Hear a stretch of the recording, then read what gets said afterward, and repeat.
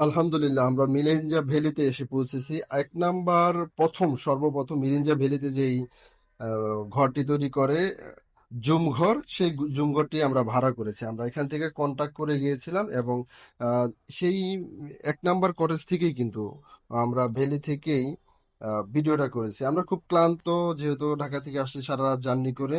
Zoom ঘরে বসে আমরা সবাই ক্লান্ত শরীরে আমরা একটু আরাম নেওয়ার জন্য চেষ্টা করছি। এখানে বেশ বাতাস ছিল, তারপরও রোদ্রের তাপও কিন্তু বেশ অনেক।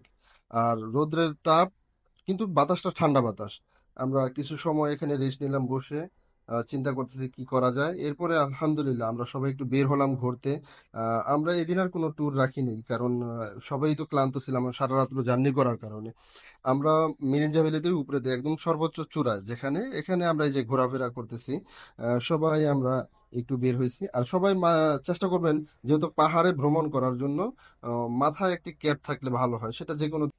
উপরে আমরা ঘোরাফেরা করে লাঞ্চের জন্য তারা আমাদেরকে কল দিয়েছিল, আমরা সেখানে লাঞ্চ খেয়েছি। লাঞ্চ করার পরে আমরা বেশ সময় উপরে ঘোরাফেরা করেছি, রেস্ট নিয়েছি। কয়েকটা দোলনা আছে, দোলনাতে আমরা সময় কাটিয়েছি। ইব্রাহিম ভাই আমি একসাথে কিছু ফটোশুট করেছি। আমরা দোলনাতে বসে টসেছিলাম অনেক সময়। দেন আমরা তারপরে চলে আসি, মাগরিব আসর নামাজ পড়ে রাত্রে খুব সময় ভালো কাটিয়েছি। এবং আমরা যে ফজরের সময় যে দৃশ্যটা নিয়েছি সেটাই আমি আপনাদেরকে দেখাবো।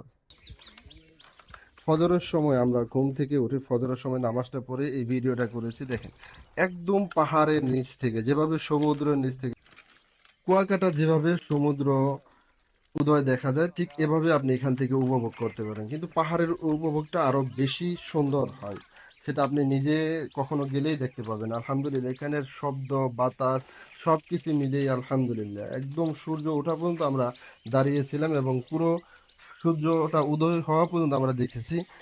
খুবই সুন্দর।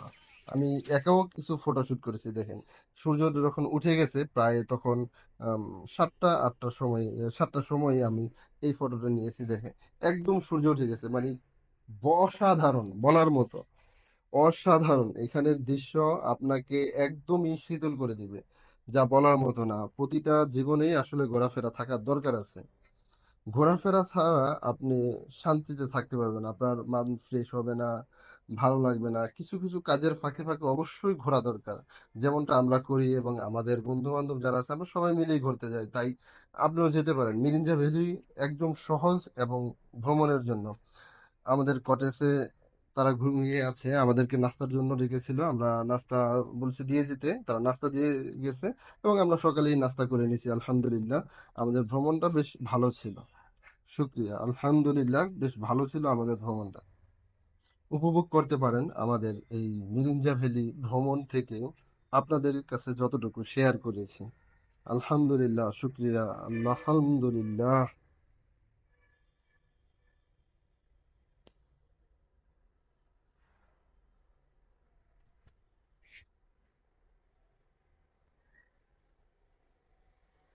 নিজের কিছু অনুভূতি যা প্রকাশ করার মতো নয়। এখানে মন ভরে যাবে কেউ যদি ভ্রমণে যায়।